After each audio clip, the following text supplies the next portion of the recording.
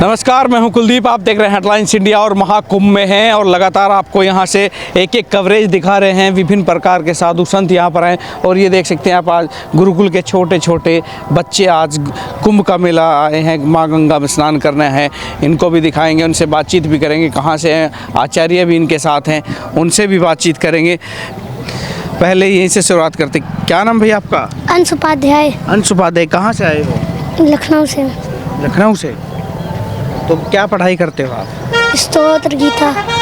स्तोत्र गीता। अच्छा, जोड़ के बताओ थोड़ा। स्तोत्र गीता। अच्छा, कितने दिन से हो आप यहाँ पे? 6 महीने। 6 महीने से। मन लग गया? हम्म। तो पहले से दूसरे स्कूल में पढ़ते होंगे, इंग्लिश मीडियम में? जी। अब इसमें आ गए? जी। तो मन लग रहा है? हाँ। अब बड़े होकर के क्या बनना चाहोगे? पंडित। पंडित बनोगे। तो महाकुंभ में आज गंगा स्नान के लिए? जी। तो सुबह कितने बजे उठना पड़ता है गुरुकुल में? 4 बजे। रोज 4 बजे उठ जाते हो? फिर स्नान करके पूजा पाठ, क्या क्या दिनचर्या रहती है आपकी? 4 बजे उठना, 4 से 5 नहाना धोना, फिर 5 से 6 संध्या करना, फिर पाठ तैयारी, फिर 7 बजे से 8 बजे तक सफाई, 8 बजे से 8:30 नाश्ता, 9 बजे से 12 बजे तक पढ़ाई, फिर 12:30 बजे तक संध्या, फिर 2 बजे भोजन कर लेंगे 1 बजे तक, फिर 1 बजे से 2 बजे तक आराम, फिर 2 बजे से 4:30 वो पढ़ाई होगी, फिर 2 बजे से हम लोग फिर 6 बजे बैठ जाएंगे संध्या में, फिर 8 बजे आरती। तो सोना कितने बजे होता है? सोना कितने बजे रात को? हम लोग 9-10 बजे से। 9 बजे तक सो जाते हैं। तो मोबाइल मिलता है कि नहीं? नहीं। आपका क्या नाम हुआ? मोहन शुक्ला। मोहन शुक्ला। मोहन शुक्ला। तो लग जाता है मन मोबाइल के बिना? जी। तो दिनचर्या तो यही रहती है, सुबह 4 बजे उठना, रात के 9 बजे तक? जी। तो किसी दिन मन करता है कि नहीं यार आज तो और सोया जाए? क्यों, आपका क्या नाम हुआ? शुभम पांडे। पांडे जी, आपका मन नहीं करता कि 4 बजे रोज रोज उठना, चलो आज ठंड है आज तो लेट तक सोया जाए? नहीं। उठना है तो उठना है। उठना है। तो कुंभ के मेले में गंगा स्नान करोगे आज? नहीं, कर लिए। कर लिए हैं। अच्छा, और कैसा लगा कुंभ? मस्त। मस्त। तो ये देख सकते हैं आप, लंबी लाइन है, छोटे से लेकर बड़े तक। आचार्य बहन से भी बातचीत करेंगे। सर, क्या नाम हो आपका? आशुतोष पांडे। तो पांडे जी, ये बच्चे कह रहे हैं कि सुबह 4 बजे उठ जाते हैं और शाम 9 बजे तक इन्होंने अपनी दिनचर्या बताई, उसमें साफ़ सफाई से लेकर पढ़ाई से लेकर के तमाम चीज़ें हैं। जी। लेकिन आजकल के बच्चों को आप देखते हैं कि छोटा बच्चा 6 महीने का हुआ नहीं कि पहले मोबाइल हाथ में आ जाता है। इनको कोई परमिशन है किसी टाइम ये भी सोशल मीडिया देखते हैं कि नहीं? नहीं, अब सोशल मीडिया से दूर कैसे रख सकते हैं, क्योंकि अपडेट रहना तो सोशल मीडिया या मीडिया के माध्यम से हम चीज़ों को जान सकते हैं। दूरदर्शन इसलिए कहते हैं इसे। तो चीज़ों को दिखाते हैं जब कभी हमें लगता है कि ये चीज़ अच्छी चीज़ है, दिखाना चाहिए, कैसे क्या है, कैसे क्या नहीं है, समाज में देश में क्या चल रहा है क्या नहीं चल रहा है। तो हम लोग प्रयास करते हैं कि अपडेट रहें। लेकिन अभी क्या ना कि जो ये उम्र होती है बाल्यावस्था, इसमें हमें अधिक से अधिक याद करने की आवश्यकता होती है। चीज़ों को जितना हम याद करेंगे उतना अच्छा रहता है, वो भविष्य में काम आती है। जी। क्योंकि आजकल आदी हो रहे हैं बच्चे, आप देखते हैं इंस्टाग्राम पर कैसी कैसी रील अश्लील, जिनको देखना भी आदमी देखते हुए शर्माता है, लेकिन वो स्क्रॉल कर रहे हैं, लोग आ रहे हैं सामने। इनसे बच्चों को कैसे बचा जाए? अब वो उपाय यही है कि गलत चीज़ों को कम पेश किया जाए और अच्छी चीज़ों को अधिक पेश किया जाए। जैसे कि अभी ये बच्चे हैं, अभी आप देख रहे होंगे आप लोग भी कि जैसे गुरुकुलों की ओर लोग जुड़ रहे हैं। आज से 10 साल 12 साल पहले 15 साल पहले 10-5 बच्चे 20 बच्चे ऐसे पहुंचते थे गुरुकुल में। आज की संख्या में बहुत सारे बच्चे पहुंच रहे हैं, अधिक से अधिक, क्योंकि कहीं ना कहीं लोगों को अब लग रहा है कि संस्कृत पढ़नी चाहिए। अभी तक मैं UGC का छात्र रहा हूं, तैयारी भी किया हूं, तो मैं जो देखा हूं संस्कृत को लेकर कि कितनी रुझान है लोगों की कि अब कुछ नहीं, अब संस्कृत से ही UGC इत्यादि करके PhD करके प्रोफेसर या कुछ बन जाए। अभी टीचिंग में मैंने देखा, यदि 100 की वैकेंसी आती है तो हज़ारों लोग भरते हैं। तो कहीं ना कहीं और एक जमाना बीच में ऐसा था कि संस्कृत के पद खाली थे, मतलब जितनी हाँ। वैकेंसी उतने ही लोग आ पाते थे मुश्किल जी जी जी, आज ऐसा है कि वैकेंसी से अधिक है संस्कृत के लिए। बड़ी खुशी होती है कि अधिक से अधिक सरकार को वैकेंसी भी निकालनी चाहिए ताकि संस्कृत का उत्थान हो सके और अच्छे से उच्च स्तर पर। तो ये सब लोग अपनी इच्छा से आता है, किसी 2-4-10 दिन तो परेशानी रहती होगी सुबह उठने में, जागने में। हाँ, शुरुआत में सबको परेशानी होती है। अब कोई व्यक्ति कभी कहीं ना गया हो, कुंभ ही आए घूमने टहलने के लिए, तो आप समझ सकते हैं घर की कितनी याद आती है। बड़े बड़े लोग नहीं छोड़ पाते घर को, ये तो बच्चे हैं, फिर भी त्याग और तपस्या के लिए कुछ ना कुछ तो त्याग, मतलब कुछ ना कुछ तो करना पड़ेगा ना आपको। जी जी। तो ये तमाम बच्चे यहाँ पर हैं, तो आप भी इनके साथ हो हमारे? जी जी, मैं भी। तो ये बच्चे हैं, सुबह आप भी सुबह रूटीन यही है सभी का? आप कहाँ से आए हो? गोंडा से। गोंडा से। जी। तो अभी घर पे कितने दिन आप यहाँ गुरुकुल में हैं, कितने दिन से? 2 साल हुआ। कौन सी क्लास है आपकी? 8 जी। तो इसमें सभी सब्जेक्ट होते हैं, हिंदी, इंग्लिश, मैथ सभी, जी। या केवल संस्कृत पढ़ते हैं? संस्कृत और भी सब्जेक्ट होते हैं कि नहीं?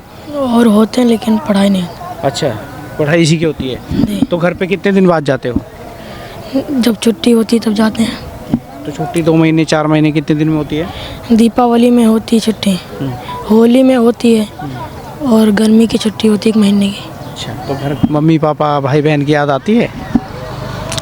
आती है, अभी नहीं लेकिन। तो फ़ोन पे बात हो जाती है? जी। तो फ़ोन परमिशन है फ़ोन रखने की? नहीं। तो कैसे ऑफिस वाले फ़ोन से बात करते हैं? जी। वो भी फेसबुक इंस्टाग्राम, ये आपको नहीं पता क्यों भैया? और पीछे देख सकते हैं आप बच्चे, काफ़ी लंबी लाइन है। मैं कह रहा हूँ फेसबुक इंस्टाग्राम की लत से बचे हो के देख लेते हो? बच्चे हैं, बच्चे हैं, देखते नहीं फ़ोन ही नहीं है, हैं। मोबाइल ही नहीं है अपने पास, मोबाइल या रखते हो? नहीं, ये सब नहीं करते। हाँ। परमिशन नहीं है गुरुकुल में, मोबाइल रखने की परमिशन ही नहीं है। तो जब गांव जाते हैं तब तो मोबाइल देखते होंगे खूब मन भर के? नहीं छुट्टी जाते होंगे घर पे? नहीं, मोबाइल नहीं देखते। अब आदत ही छूट गई। हाँ, आपकी कौन सी क्लास है? हम वेद पढ़ते हैं। अच्छा, अगर मैं समझूँ वेद जैसे यहाँ सिंपल जो साधारण स्कूलों में हम पढ़ते हैं 1st, 2nd, 3rd, 4th, तो ऐसे आपके हिसाब से कौन सी होगी वो? शुरुआत कहाँ से होती है आपके हिसाब से? कौन सी क्लास पहली होती है? प्रथमा। अच्छा, उसके बाद द्वितीया। तृतीया, जी। और फिर जैसे तृतीया के बाद, उसके बाद क्या नाम भैया? अंश पांडे। हंस के अंश? अंश। हंस पांडे। आपकी कौन सी क्लास है? 7th। 7th। तो कहाँ आप संस्कृत में बातचीत करते होंगे? थोड़ा बहुत। थोड़ा बहुत, अभी ज़्यादा नहीं सीख पाए हो। तो कहाँ तक पढ़ोगे? 8वीं तक इसमें? नहीं, अभी जहाँ तक पढ़ाई हो गई अभी यार। वेद। अच्छा, घर से कितने दिन पहले आए हो आप गुरुकुल में? 4-5 महीने। 4-5 महीने। इसी क्लास में एडमिशन हुआ है क्या? इससे पहले कहाँ पढ़ते थे? बिहार में। अच्छा, बिहार में, वहाँ भी गुरुकुल में ही थे? और स्कूल, प्राइवेट स्कूल में? हाँ। तो वहाँ पे भी संस्कृत थी कि नहीं? तो संस्कृत अभी सीख रहे हो आप? हाँ। तो किसका विचार बना के आपको चलो गुरुकुल में शिफ्ट कर दिया जाए? आप ही का मन था ये पढ़ने का, या फिर घर वालों मम्मी पापा ने कहा चलो ये पढ़ लो? मेरा। आप ही का मन था? जी। तो मन लग गया कि अभी घर की याद आती है? नहीं लग गया। तो कुंभ में स्नान हो गया? कैसा लगा कुंभ भाई? अच्छा है। बढ़िया जी। कौन सी क्लास आपकी? 8 जी। तो आप कब से हो गुरुकुल में? पहली क्लास से गुरुकुल में ही हो? नहीं, 7 से। अच्छा, जी। तो लग रहा है मन। जी तो जो घर जाते होंगे पुराने दोस्तों से बात होती होगी जो वैसे स्कूल में पढ़ते होंगे आपके साथ, जी। तो क्या कहते हो उनको? ये सही था कि वही सही था? नहीं, ये सही था। जी। क्या अलग लगा इसमें और उसमें? क्या आपको लगा कि ये शिक्षा बहुत बढ़िया है? ये बहुत अच्छी है, ये हमारे धर्म से जुड़ी है शिक्षा, इसीलिए बढ़िया है। जी। चलिए, तो ये देख सकते हैं बच्चे दूर दूर से आए हैं और लगातार ये गुरुकुल के बच्चे हैं। इनकी हम व्यवस्था भी बताई कैसे सुबह कितने बजे उठते हैं जागते हैं। और एक और आचार्य जी हमारे साथ हैं। तो आचार्य जी क्या कहेंगे, आजकल के स्कूली बच्चे सब कुछ मोबाइल की लत में पागल हैं, एक तरीके से कह सकते हैं कि नशा हो गया मोबाइल का, और एक तरफ से ये बच्चे जिनको मोबाइल से बिल्कुल मन ही नहीं है, दूर हैं। तो क्या कहेंगे आजकल के ऐसे बच्चों को? महंगे स्कूल, 20-20 हज़ार रुपये फ़ीस, और घर आके मोबाइल और फिर ट्यूशन की अलग ज़रूरत। जी, जय श्री राम सभी लोगों को। इन बच्चों को मोबाइल से दूर रखने के लिए या उन सभी से मुक्त रहने के लिए गुरुकुल की व्यवस्था की जाती है, जहाँ पर बच्चे वहाँ पे रह के केवल मोबाइल से ही दूर नहीं रहते हैं, बाकी हर चीज़ों की, जैसे आज का परिवेश है, नई नई तरीके से बाल कटवा के और चश्मा, उल्टे सीधे कपड़ों को पहन के, और उन सभी चीज़ों से हम लोग बचने के प्रयास जो हैं वो गुरुकुल में आने के बाद में इनको एक दिनचर्या के अनुरूप कर दिया जाता है कि सुबह 4 बजे उठेंगे और 4 से 5 बजे तक अपना नित्य क्रिया जो होता है, इसमें मंजन, ब्रश, नहाना, फ्रेश होना इत्यादि। उसके बाद 5 से 6 संध्या करेंगे, 6 से 7-8 बजे तक अपना स्वाध्याय करेंगे, जो पढ़ेंगे उसका दोबारा आवृत्ति करेंगे, पाठ करेंगे, उसको दोहराएंगे।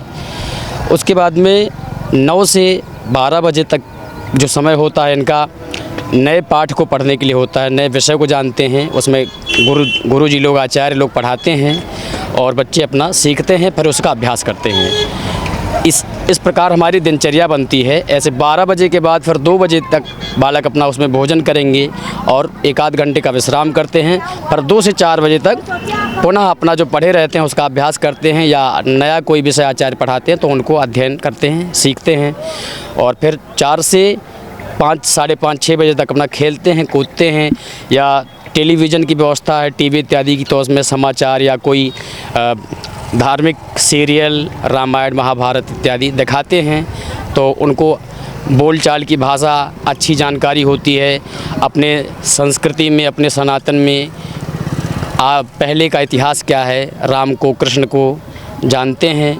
और फिर उसके बाद में शाम को माँ गायत्री का ध्यान करते हैं, सूर्य भगवान का पूजन करते हैं और गायत्री का जाप करते हैं, 1 घंटे संध्या वंदन करते हैं, फिर उसके बाद भोजन करके लेखन इत्यादि करते हैं और अपना 1-8 घंटे का अभ्यास करते हैं। फिर उसके बाद 9 बजे से 10 बजे तक के बीच में बच्चे विश्राम करते हैं, फिर वही पुनः अगले दिन से 4 बजे से दिनचर्या। टीवी पर भी वही दिखाया जाता है जी जी, जो धार्मिक हो, जिससे कोई सामाजिक या समाचार में जो खबरें हों, वो कोई ऐसी चीज़ें नहीं दिखाई जाती जो आजकल से बच्चे परेशान रहते हैं। हाँ, उनकी ऐसी कोई गलत लत लगे, मतलब हमको भी इस ओर बढ़ना चाहिए, हमें भी ऐसे रहना चाहिए, हमें इस सनातन में चंदन लगा के, धोती लगा के कोई महत्व नहीं है।